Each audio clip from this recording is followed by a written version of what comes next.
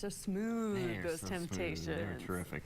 All right, so our other big story of the night, from the Republican National Convention, of course, to Hurricane Isaac, Tropical Storm Isaac, I should say. And it just creeps. It's creeping at about what? I think 5 miles an hour, Scott, like a slow walk? A moderate walk, but yeah, exactly. It's walking speed, so it'd be like walking across the state of Louisiana. It's going to take a few days to do that, and that's really what's going on right now. So we're dealing with a storm system. I want to put things into perspective when we're talking about this hurricane, because I heard a lot of people being aggressive thinking, I just didn't think it was going to be this bad because of the size of the storm. You got to remember, a hurricane is a hurricane. It's like saying a weak tornado. Weak tornadoes are real bad, and you got to stay away.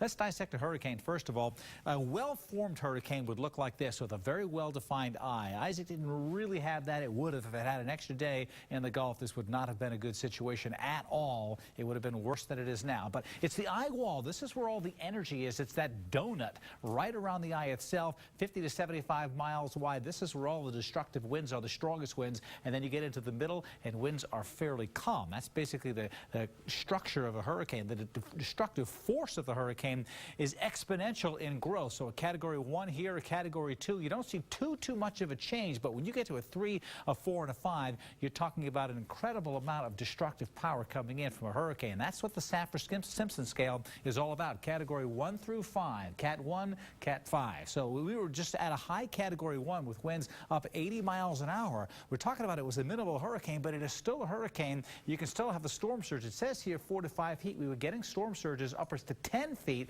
which can be as high as what we see in Category 3 storms. And so that's because of the layout of the terrain, what is around southern Louisiana with the bayou and the way all the levees were structured. So we're dealing with a weak hurricane, but it is still a hurricane. You saw many of the reporters can't even stand up in the wind. It's extremely difficult to do. So even though we had a weak hurricane, a lot of people basically decided not to heed the warnings and not leave. You got to remember, the people that work at the National Hurricane Center know their business. When they say you should get out, it's a really good idea to get out because they know what the potential is. This system here is going to move on in and continue to weaken, but it can still cause problems inland. So guys, if we get a hurricane warning where you're at, certainly not here, you got to get out.